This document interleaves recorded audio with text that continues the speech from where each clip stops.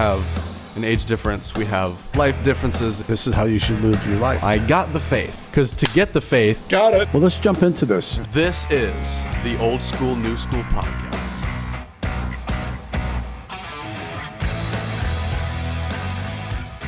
4, 3, 2, 1. How's it going, ladies and gentlemen? Welcome back to the Old School, New School podcast. I am Will Charles Egan, and as always, Oh, Chris Meekins. cheers. Cheers, buddy. He's a nice guy. I'm not a nice guy. I'm usually not, but you keep your house at a nice, cool 85 degrees. Oh my gosh, it's not So- 85. You're so full of crap. It certainly People feels like come it. in here and they're like, how cold do you keep it? Well, you bring over the elderly. I am a 23-year-old male who runs at 85 degrees perpetually. Everything feels Well, I can live in Florida. afford to run it at the lower right temperature. Yes. Well, yeah, exactly. Well, we live nighttime, in- we turn it down to 68. yeah, we live in Florida. You need to do that to be able to And then survive. in the morning, I do Survive. 72. Like right Yeah, now, it's like 71 in right. there.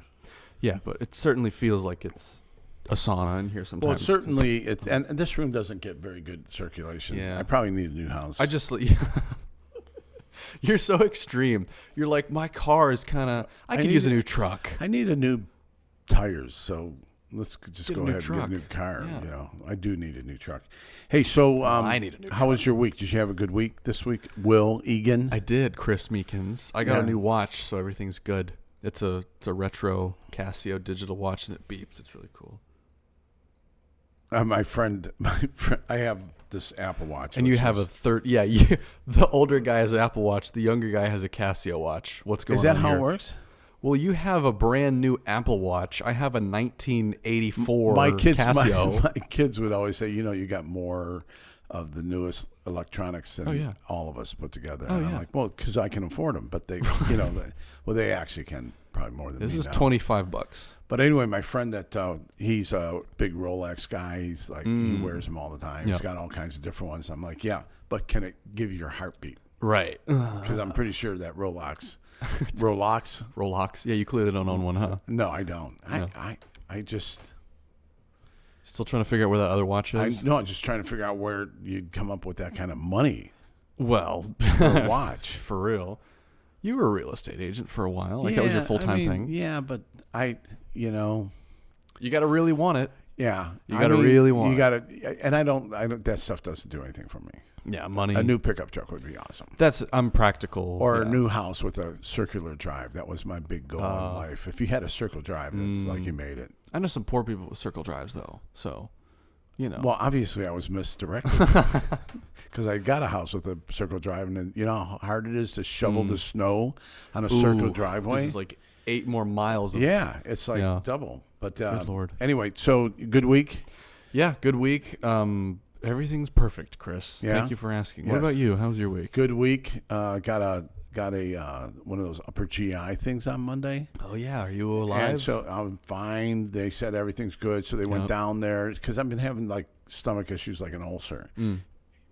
But they did find something. Oh, they did? Yeah. Well, good. So we think we found the source of your irritation. I guess a couple years ago or a couple months ago, I had swallowed a picture of my wife, and it was in my stomach, and so it was giving me acid reflux.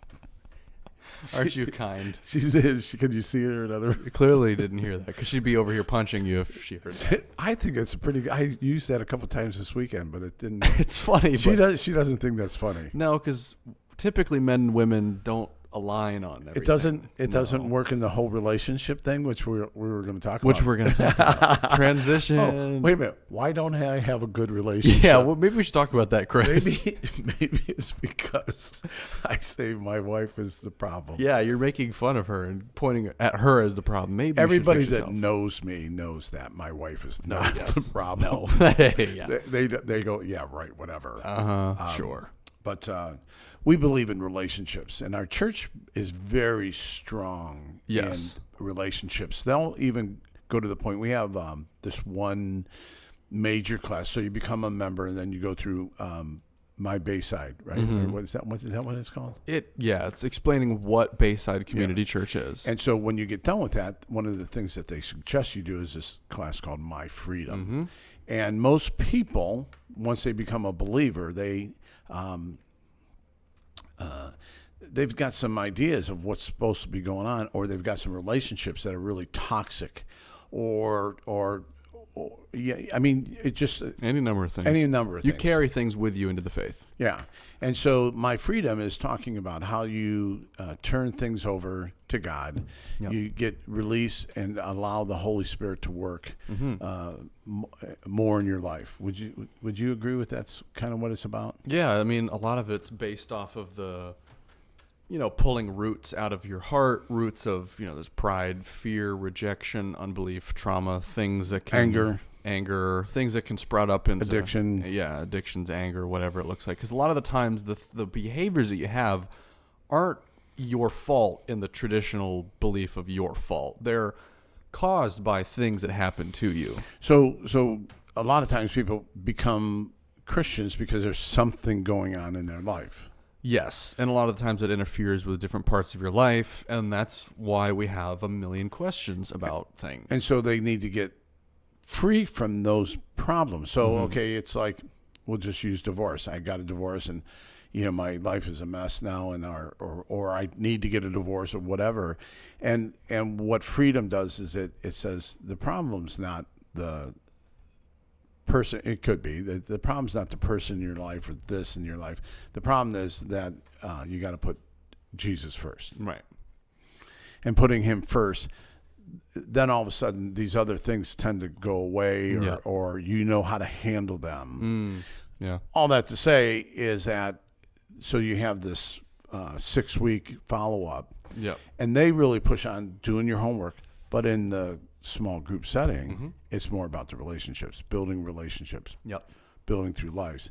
And so so many people don't know that, how to be in a relationship. Yeah. Like, what's a healthy relationship? I mean, what is a healthy relationship? I don't know. I mean, how would you describe what a healthy relationship is? Well, because relationships don't necessarily have to be dating, marriage. It can just be friendships. It can be coworkers. A healthy relationship, I'd say, is if you can see that person and think fondly of them. That's the sign of a healthy relationship. If you can see that person and immediately things don't spring up in your heart of, he's bad. There was a point in my life not too long ago where every time my roommate would come home, I'd feel this pang of like, he's home. And I was like, well, I hope he's not listening to this. Well, because he knows this. He wouldn't do the dishes, or he wouldn't do the whatever. And I'd build this resentment, right? And sometimes if you have a bad relationship, you'll know this is a really good litmus test of a good or a bad relationship is, you're kind of doing your own thing. The person suddenly enters into whatever you're doing. Whatever your knee-jerk reaction is, either you're glad to see them or you're not glad to see them. That's a pretty good test of whether or not you're having a good relationship with this person. Straight up. I mean, and it could be, it could be a roommate, it could be a spouse, it could be friend, coworker, whatever that is. And it doesn't necessarily mean, well, because it's bad, I have to cut them out of my life. Okay, we got to fix this. If this guy's listening, what's his name? Alden. Yeah, if he's listening, he's going to be brokenhearted, and he knows all this. your stuff's going to be out on the curb. I don't care. He knows this. We've worked through this. Okay, so you worked through it. Exactly. So how do you work through that? Good question, Chris. I'm glad you asked. Because the way you left it, you're like, yeah, I hope he's not there when I get there. No, no, because you have a come to Jesus moment, and you put your pride aside, and you say, hey, I'm having this problem, or we should talk, whatever it is, oftentimes it comes with first taking an initial uncomfortable step and just being vulnerable with a person. Hey, can we talk? Yeah. What's up? I'm having this problem. Can we talk about this real quick? And then you just talk about it. And you'll find a lot of the times. That's like so mature. I know, isn't it? Aren't I great, Chris? But you'll find a lot of the times that some problems, if not most little things, are solved pretty much immediately simply by voicing them with the person. Okay. So communicate. I'm not very good at communicating. Confessing. Although I'll say anything, I'm not good at communicating. So how do you do that with someone that's like a incidental relationship? Incidental, is that? Incidental relationship? Like, you just, like someone at work. Yeah. Like, Okay. we're not friends, but right. he sits in the cubicle next to me. Uh-huh. I had an issue with a coworker one time. This was back at my previous job when I was at Lorraine Lakes working at the bar, and we were just coworkers. I mean, I've never seen this person ever again in my life since I left, but she was a bartender that night and I was a server that night. And so, when I'd have a table that was asking for drinks, I'd have to go to the bartender and ask her for a drink because my table, and that was the thing where I would work, is everybody wants everything now. Yeah. And so you have to give them what they demand instantly. And you're the only one on shift, and it's crazy because everybody wants everything now. And so I'd have to go up to her and like interrupt her, casual conversations with the people at the bar and be like, hey, I need an espresso martini. I need this and I need that and I need that. And she found it very rude that I was interrupting her conversations with the customers. And I was like, well, because it's like, well, I need the drink. And she's like, well, I need to build rapport with the customer. I'm working on my tips. Right. And so we both had a need and they didn't align. And so she said, can I talk to you real quick? I said, okay. And so we stepped inside for a second back behind the bar. And she goes, I find it very disrespectful when you're interrupting me and, cutting me off and asking me for drinks. And I just went, okay. And I listened and I kind of let her do her thing. I said, all right. And so I need a drink. How can I ask you for a drink without stepping on any toes? And she goes, well, if you could just like kind of stop me first, or if you wanted to write it down, put it on the table. And so we just talked about it. And sometimes, and I'll tell you this, I hadn't done something like that in a while, so it was super uncomfortable when she was just like, because I'm like you, I'm a people pleaser. Yeah. So here she is standing right in front of me, pointing her finger at me, going, well, you need this. I don't like that you're doing this. I have a problem with you. And I had to kind of swallow my pride and be like, okay, I know at the other end of this conversation, this will be resolved. So I'm going to deal with this now because I know that we're going to agree. And then I said, okay, I'll ask for drinks this way and that way. Does that work? She said, yeah. Okay. I said, all right. And did it work? And then I said, thank you for being honest and communicating. And she went, yeah, you too. Thanks for doing that. And we both did our thing. And then like a couple hours later at the end of the shift, she just said, hey, can I say something real quick? It's like, I really appreciate how well you took that and how courteous you were and how you listened and how that didn't have to be a problem. How old are you? I'm 23. And you're going to be 24? I'm going to be 24 next month. Yeah, in a couple of days. But I'll tell you, Chris, I haven't done anything like that. And it felt very weird doing that. And that's not like, oh, Mr. Good Communicator over here. But I know that that's how that works and that's how you should do it because it works. I mean, confess and repent, right? It's a vulnerable place that you have to be in with a brother or sister in Christ. Or it's called humility. Or just being humble. You have to you swallow your pride. Don't swallow it. You take your pride out. You get rid of it. And then you just have an uncomfortable conversation knowing that at the end of this is going to lead to an outcome that's better for everybody. And it sucks, but it's called getting over yourself. Chris, have you learned something here today? I have, because do you want to hear let's hear how you do at it. 24? Yeah, what were you doing at 24? I would just beat the crap out of them. I would go after them. I would like attack them. I would attack. Mm-hmm. And I would, if it was a female, I would just be I'd yell. And when we were first married, I didn't know how to, I was like, wow, why are you saying this to me? Don't you understand this? Don't you get this? Oh, I mean, when I was at the fire station, I almost got fired a couple of times because you're a hothead. Took a guy back. I wasn't a hothead. I was right and he was wrong. Right. Yeah. Sure. Now, in my house, when I was raised, if you cross Dad, I mean, it was disrespect. There was like no question. You got a backhand. Yeah. You got, first of all, if you had the guts to do it, you better run. Right. But there was a couple times when I had the guts to do it. I mean, whacked. Whacked would be the kind word. And I would talk to my brothers. Even now they'll go, well, I like, they talk about our childhood when we were raising up. And I'd say, hello, you were not there when he would do these things. And they would say, well, you deserved it. How does that work? What? And so, but if that's how you're raised. Yeah. So that's reaction. And so we live in a world where it's just immediate relaxation, and then all of a sudden I walk into a marriage, and I mean they're used to having these conversations like you. My wife's an only child too, like you, where you would have these conversations. You were talking about how when you were in the room with your mom and dad, everything was better. Right. Yeah. Yeah. Well, that's like you and I have different ways, clearly, of how our parents. Clearly. Clearly. Just clarifying this for any prospective women that want to marry Will. You can call me. I'll hook you up. I'll set you up for a blind date. Thank you. You either beat him or you join him when you see bad parental behavior. I think in your case, you maybe learned to join him, and I maybe unsuccessfully beat them in that I didn't mimic. Because a lot of the times, the reason why people have the problems that they do is a direct cause from the way their parents treated them. Right. So either their parents beat them, so they beat people, they shrink away. It's all you know. Yes. Or you go, I'll never touch my kid, and then your kids get... And then you shrink away from responsibility. So you can go either way. You can either become your parents or you can become the total opposite of your parents. So the initial question was how to be in friendships, right? Yeah, friendships. And so describe it. See, I look at it, and one of the reasons I married Joyce was I was allowed to be myself. When you're free to be yourself, like the people around you are like, you know what? That's cool. I mean, I'm not going to act like that, or I'm not going to do it, but you're free to be yourself.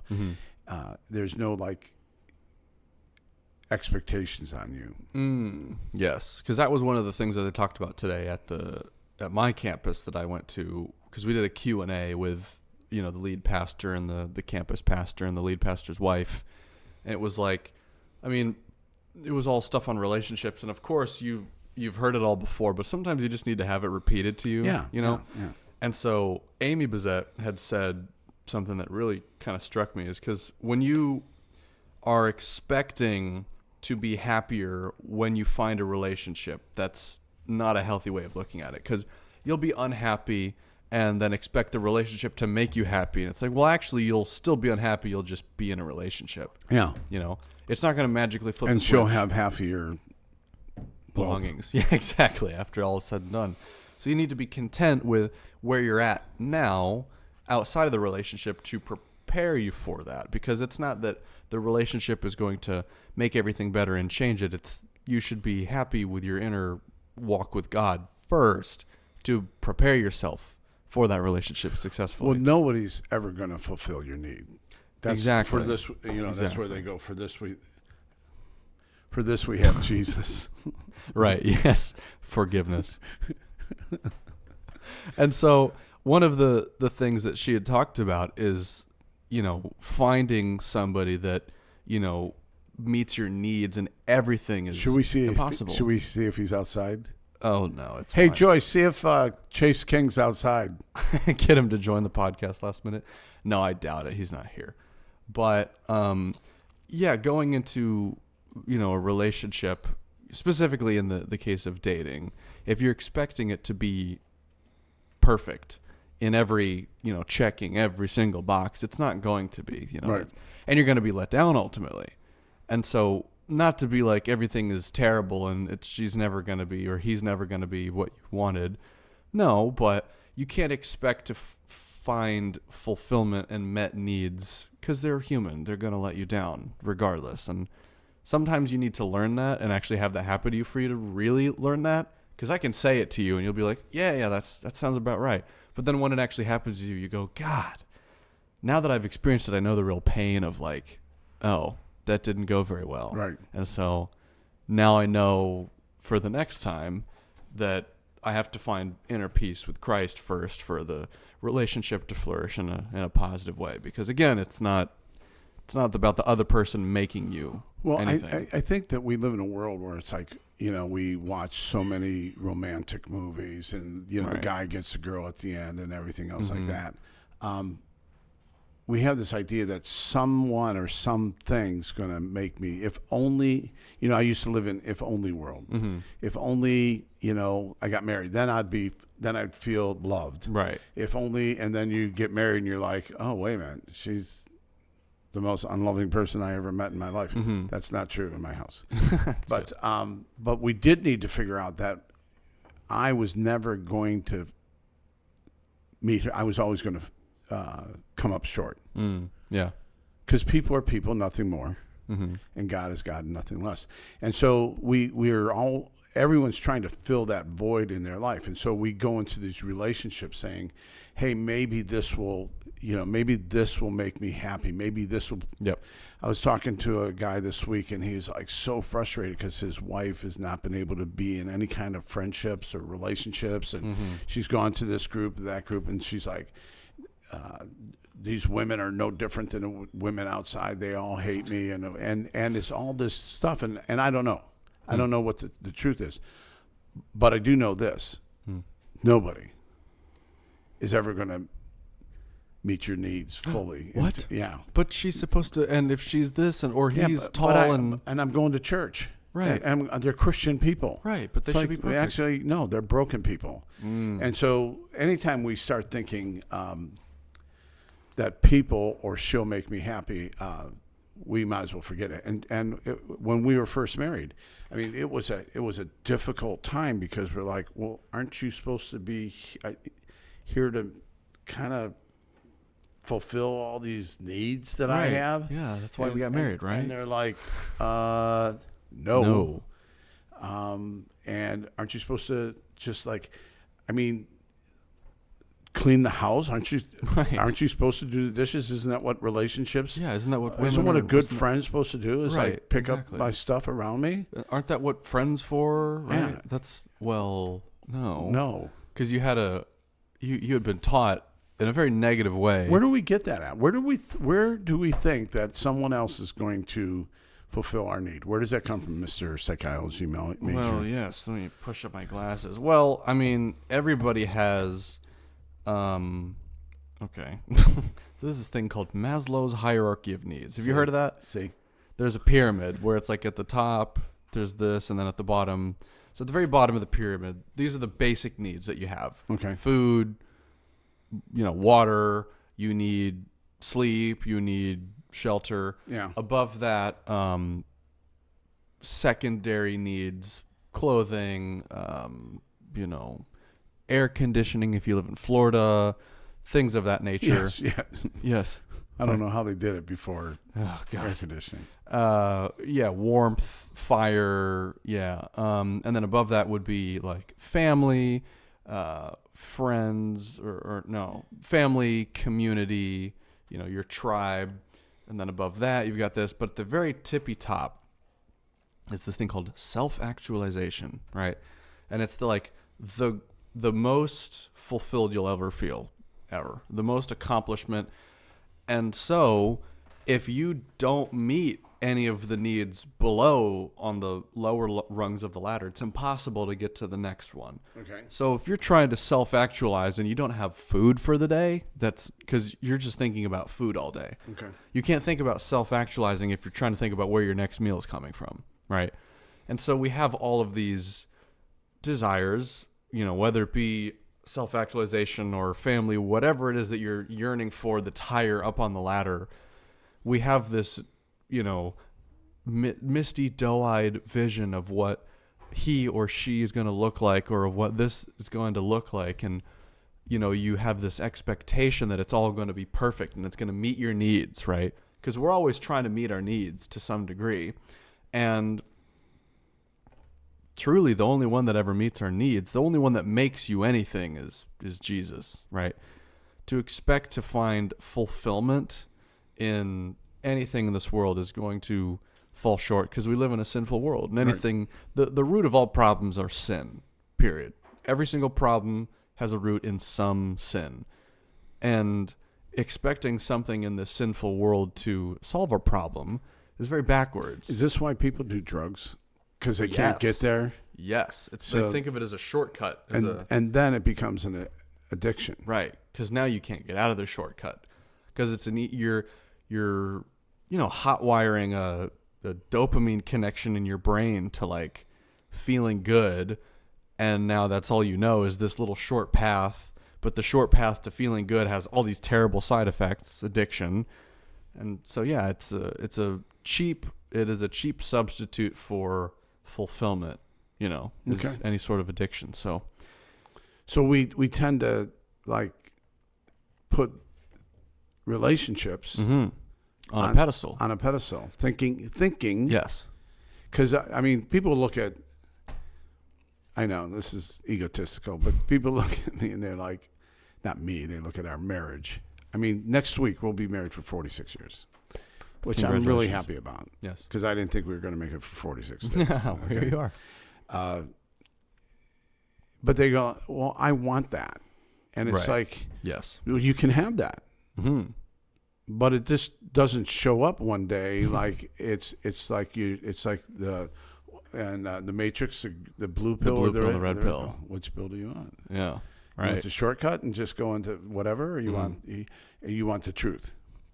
And I think that we live in a world that's like, yeah, but I mean, they did it, and I'm much smarter than they, and so I should be able to have that. Yeah, I would say that the kingdom of God is often looked at as upside down, right? The meek will inherit the earth. The meekins will inherit the earth, if you want. Because, I mean, you're the king of, I think, beating yourself up. Oh, I'm horrible. Yeah. And so for you looking so denigratingly upon yourself of like, this is, how could I have done this? All the more so that Christ is glorified in your marriage, right? Because you couldn't have done it. No. Right? No. So all the more reason people ask you, I want that. How do I get that? And they should look to you and be like, well, heck, if Chris can do it, yeah, how can I have this sort of relationship? And you point them to Jesus. Didn't we just a couple weeks ago, we never count whatever we've done. Right. Yes. We're both from the same cloth. Yeah. We always discount or disqualify ourselves. Yeah, because I mean, I look at you. I look at you're 24 years old. You're 23. Hang on, slow down. You're 23 years old. You're living the life for Jesus. You're trying to pursue your dreams. You're working on a book. You're working on another book. You're working on, hey, how do I be the best man from a biblical perspective of to be married to some woman, and you're doing all the things that you're supposed to do. And I'm thinking, how does that, and that just doesn't happen. Right. Yeah. Yeah. It takes a concerted effort on your part to follow Jesus. I mean, because it's easy to sin. It's very easy to sin. Yeah. And thinking that that's going to fulfill something, which it's not going to. It's the cheap shortcut to get to the good feeling. So all that to say is that we suck. Right. We do. We should stop disqualifying ourselves, Chris. No. But when it comes to relationships, no relationship's ever going to meet your needs, including the people at church, the people at work, the people at the bar. Let me ask you this. You ever been to a restaurant where they completely screwed up your order? Oh, my God. Ever had a terrible experience at a restaurant? You do not want to be around me. No? No, I'm bad. Okay. Have you had a terrible experience at a movie or something like that where you got like kicked out, or you ever got kicked out of a bar before? Yeah. So you had terrible experiences at restaurants, right? Yes. Do you stop going to restaurants completely? No. When was the last time you went to a restaurant? Yesterday. Oh, wait a minute, today. If somebody hurts you in a church setting, do you stop going to church entirely? No. No, you shouldn't. Right. Because that's a person, not the church, not Jesus Christ himself. That's Sam. But how do we get people to go? And so we talk about, go back to this gal that just can't find any friends. It seems like women are mean. What's the real answer to that, though? Because I'm sure there's people like, I just want a good friend, and so I went to the church, and they weren't there. I went to the bar, they weren't there. I'm lonely. I'm by myself. I feel like nobody knows me. What do we say to that person? Well, first I'd encourage that person and say that you're not the only one saying that. I've said that myself. I've been through multiple different parts of my life where I was like transitioning out of one friend group into another. I'm like, I'm alone, because I'm extremely extroverted. And so anytime I don't have people in my corner regularly, I feel like it's the end of the world as I know it. Yeah. And so what did I do? I it is hard. Yes. First off, it's very difficult to be in a position like that because you don't feel like you want to go out and give something else another try, but you have to go and give something else another try, whether it be a different church group, a different whatever. Go and join a small group. I'm going to the main campus now. I'm going to probably make that my home church. I've always hated doing this, but I went by myself today. I just kind of plopped myself down in like the 12th row off to the right and just kind of sat there and watched all the other people come in with their spouses and their kids and their friends and their family, and I'm just sitting there on my own. I'm like, well, this sucks. I'm sure nobody else looks at me and goes, what is this loner doing here? Yeah. It's all me. But I'm going to get over that, and I'm going to make a concerted effort to go to sit in this space. I'm going to join a small group at this campus, plug myself in, be intentional about finding people. My first grade teacher once said to me, Miss Menden, I'll never forget this. Of all the things I learned, this is the number one thing I learned in all of elementary school. She said, the answer's never going to fall into your lap. Sometimes it's true. Like, if you're expecting a friend to just pop up into your life because you're you, hey, sometimes maybe. But you have to go and put yourself out there in order for people to see you. You can't just sit at home all day and expect people to show up to your house. But don't you think there's like maybe I need to change? Maybe I should like take a bath before I go try to. No, take a shower. Take a shower? Take a shower. Don't take a bath. Take a shower. Okay. And use soap and deodorant. And brush your teeth. Duke Cannon Supply Company soap. No, I think that sometimes people don't realize that. Well, I might be the problem, because no matter where I go, people tend to like brush me off. It's like, okay, now, and I think the way to do that is saying, okay, God, am I the problem? I mean, you have to ask God a question. Mm-hmm. It's really hard to ask God those kind of questions because you're afraid that He might say, oh yeah, you're the problem. Well, here's the thing: you're so egotistical, or you're so wrapped up in yourself, or you're so prideful, obnoxious, and then it's like, well, can I be myself? Yeah. Is that yourself? Yeah. Or is it a lazy, comfortable version of yourself? Or it's how you've learned how to defend yourself or whatever. I mean, or go to a counselor. Right. This is a hard topic, ultimately. I think if you ask God a question of like, am I the problem? And you get a yes, you shouldn't be disappointed. You should rejoice because you got an answer. And now you know which direction you can walk in. Now you know which actionable steps you can take to change your life. If this is really something that you're serious about, you know, if you get an answer, hey, you need to change, great. I would be overjoyed. I'd say, okay, cool. Now I know what I can do. I can change me. I have this friend that's been in a bunch of groups, and like there was a mutiny to the small groups leader that says, funny. Hey, you know, Will is like, every time he's at a group, it's like it's his group, and it's all about him and this and that and the other thing. And they actually, which I thought was really cool. I mean, he's a leader, and they're saying you need to just, you don't have to have an answer to everything. You don't have to have the answer. I told my one son, Jesse, he's a firefighter, and when he first became a firefighter, I said, we call it one-upping. Yeah. So you always have someone that's got a better answer than you. Mm-hmm. And he always, this guy seemed to always have a better answer than anybody.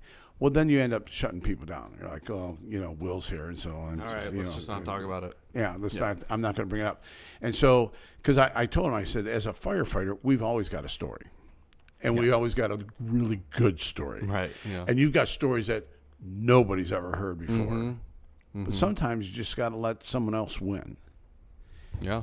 In being in relationship. Mm-hmm. You can't be, because it's like, can't always win. Oh my gosh. All right. You just explained something to the Bible, and now you're going to explain it a little bit better and more in detail. But, you know, in the Greek, it says this. And so sometimes people don't realize that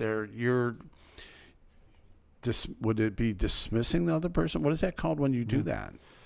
Yeah, well, a lot of it's not that it's necessarily competition, but I used to be very guilty of that. When I was serving in youth with Cameron, Mr. Cameron Gamzo, who's been on this podcast, we were doing small group discussions. He kind of pulled me aside because I was very guilty of this, and I was kind of like, all right, you're right. But he would be like, hey, listen, if you have something to say in like a small group setting, great, awesome. But like, you should start getting comfortable with letting other people talk, because you always have to. You might feel like you always have to add something, and whether that be again like people pleasing, where I have to prove myself to other people, whatever that be. But you should get comfortable with letting other people share, where you don't have to say everything for every single question. And I was kind of like, so are you telling me that I'm talking too much? You saying that I'm loud? He's like, no, I'm just saying that maybe let more people let share. other people talk. Let other people talk. And I was kind of it's like, okay, it's okay to be quiet. And it's okay. And I mean, sometimes I'll count to like 15. Yeah. Not here. Oh, right, because this is actually my podcast. Yeah. Well, no, I mean, we're like, Hello. hello. Yeah. Hello. Well, this is just Although us. I don't think we've ever had to worry about that. Oh, no, I have always got a plethora of things to say at any given moment. But see, learning to dial it back. Yeah. Because, again, and like I said before, this is a hard topic of like admitting that maybe I am not the problem, but maybe I need to change something. Yeah. Because maybe there's things that God wants to work on my character. Years ago, our pastor, I might have mentioned it here, our pastor's, it was a morning message just when they were still having Sunday evening service. Mm-hmm. And he said, come back tonight, we're going to talk. I'm going to give a message on how to get other people to change. And it was like, oh, yeah, we got to go. The packed house. Everybody came back. And how do you get other people to change? You fix yourself. you change yourself. Of course. Start with the man in the mirror. It starts with yourself. Mm-hmm. There's a book called The Man in the Mirror. Do you know that? I know there's a Michael Jackson song called I'm Starting with the Man in the Mirror. It probably came from this book. It's an old men's book. Yeah. But, one of the first men's books, but it was called Man in the Mirror. Yeah. And you've got to take a look at yourself and say, I've got to make some changes here. If I'm going to be in relationship, if my wife used to say to me, we had these teenagers, and she used to say to me, I'm like, something needs to change over here. And she'd say, you're the one that has to change. And I'm like, that's bull crap, man. No, why do I have to change? I'm the father. I'm in charge now. It's my turn to be angry. Right. I'm the man. I'm the man. Yeah. And she's like, yeah, but you're the bigger man. Yeah. And you're the mature believer. They're not changing. They're teenagers. Their mind is where it's at. And I'm like, this is unbiblical. They're supposed to honor me. Right. Of course. But it's when I did change is when then everything changed. Oh, and I've got 4 kids, great relationships with all of them. Mm-hmm. I mean, I can call them at any time and they'll answer my phone call. Wow. And, go figure. I got a great, and so, but it's like, and I kept on saying, somebody needs to change here. And she kept on going, it's going to have to be you. Because you're the only person you can control. Right. And was your parenting perfect? It's obviously no. Right. But I was raised by a maniac. Yeah. I was raised, my dad was mad. Oh, yeah. But even though your parenting wasn't perfect, you still have a great relationship. Yeah. All the more reason to celebrate. It's like you don't have to be afraid that you're going to screw everything up or that all the pressure's going to fall on your shoulders. I want to make one more observation. Yeah. Pastor Sandy at our campus, she talked this concept is like, quit trying to clean up the weeds in we were talking about spouses, mm-hmm. and clean up your own yard, your own garden. Clean your own garden instead of trying to clean up someone else's garden. And when you clean up your garden, it's an amazing thing that the other person then gets better. And so we're so busy over there looking, hey, you need to do this. Hey, you need to do that. Yeah. Hey, you need to do that. When it's like, well, I'm sitting over here going, well, you got pretty big weeds going on over there. What's going on with your garden? My garden's clean. Now, before my marriage became amazing, right? Which it was not good. I would just go get some what's that Roundup, the poison, yes, and just spray it over in her yard. And she's like, "Why do you think I'm sick?" Yeah, and I'm like, I don't know. I mean, I cleaned up all the weeds. Yeah, well, you spread all this poison over into Yeah. my yard, Yeah, I'm supposed to clean it, not you. and your yard is like it's got oak trees growing through the tree, through the house, because Right. you don't clean up. Mhm. And so it was a great concept. If I worry about my own yard Right. and cleaning up my own yard, it's amazing how other people will eat or feel free to ask, how did you do that? How did you get that done? Mm-hmm. How did you change? Yeah. And we'd have people would say, I just want to tell you that we love watching your family because we've seen what's happened to one of our kids. There's like, well, it's Matt. He knows it. I know it. Everybody else knows it. They say, we look at Matt and we think, from when he was a teenager to who the man he is now, it's amazing. And so I have so much hope for my children. But we're in the book that we're putting together. Mm-hmm. There's a whole chapter on cleaning up my own yard, cleaning up my relationship. Yep. And when I cleaned up my relationship, my parenting, I'm the one that changed. When I change, all of a sudden I've got a better relationship, and those people turned out. All of a sudden I got a better relationship with my pastor. All of a sudden they're asking me to maybe lead a group or two. And so if you're saying that your relationships need work, and if the common denominator in all these things is you, you might be the problem. So how do you fix a relationship? You fix yourself. Or It sounds too simple. it really does. We got to put some Bible in there. What does the Bible say about that? Well, you either. What's that verse that you were saying? Romans 8. Oh, That sure, has nothing to do with it. we can make it work. Fixing a relationship, just saying fix yourself can be kind of a catch-all because it's not applicable for every situation. Sometimes relationships, you need to leave them, but a lot of the times when when you're living your godly life and you're, living according to the Spirit, you dwell on the things of the Spirit. You work on your own personal walk with God. People in your life, like you're saying, like a lot of the evangelism I find that young people feel they have to do kind of burns with this self-righteous flame where it's like, I have to go do this. We're going to go do this. We're going to make this impact.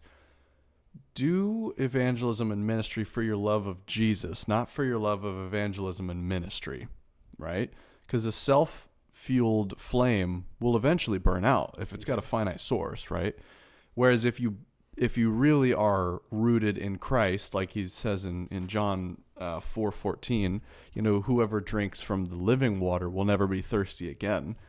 When you're really rooting yourself in the things of God, you'll find a lot of the times that there's this natural overflow into the lives of those around you. So you don't have to feel like, I got to fix my brother, I got to fix my spouse, there's a natural overflow from the work you have with God, the relationship you have with God, that doesn't feel like you're going out of your own strength, right? There's the supernatural strength that you have within you to go out and do these things.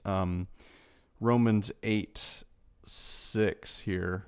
Well, let's read a little earlier. Romans 5-8 says, "Those who live according to the flesh have their minds set on what the flesh desires, but those who live in accordance with the Spirit have their mind set on what the Spirit desires. The mind governed by the flesh is death, but the mind governed by the Spirit is life and peace. The mind governed by the flesh is hostile to God. It does not submit to God's law, nor can it do so. Those who are in the realm of the flesh cannot please God." And then verse 9 says, "You, however, are not in the realm of the flesh, but in the realm of the Spirit, if indeed the Spirit of God lives in you. And if anyone does not have the Spirit of Christ, they do not belong to Christ. But if Christ is in you, then even though your body is subject to death because of sin, the Spirit gives life because of righteousness." So if you've got the Spirit of God in you, that's life-giving. That is, there are plenty of scriptures that talk about, like in 2 Corinthians, he who gives the seed to the sower will multiply your seed, and those who are giving will have an overflow of praise to God because of whatever God gives us, that comes from an infinite source, like I was talking about, self-fueled versus fueled from God. God is giving you the desires of your heart. You'll find that from this natural overflow, you're ministering to the people in your life. Whatever your relationship is that you're having a problem with, you'll find that if you really got to fuel it from your own strength, you're not going to get a whole lot done. So I'm working on Romans 8. Mm-hmm. I started earlier this last week and this week, and I think I'm up to 8:8. But I want to remember at some point we have to choose to listen to the Spirit. Yeah. And so if you're a believer and you're not having these victories, you might want to say, again, ask God, okay, what's the problem? But when you're in a situation where you're like, okay, Spirit, I don't know how to be in this thing. Yeah. Maybe it's called death to self. Maybe it's called whatever. Whatever, yeah. But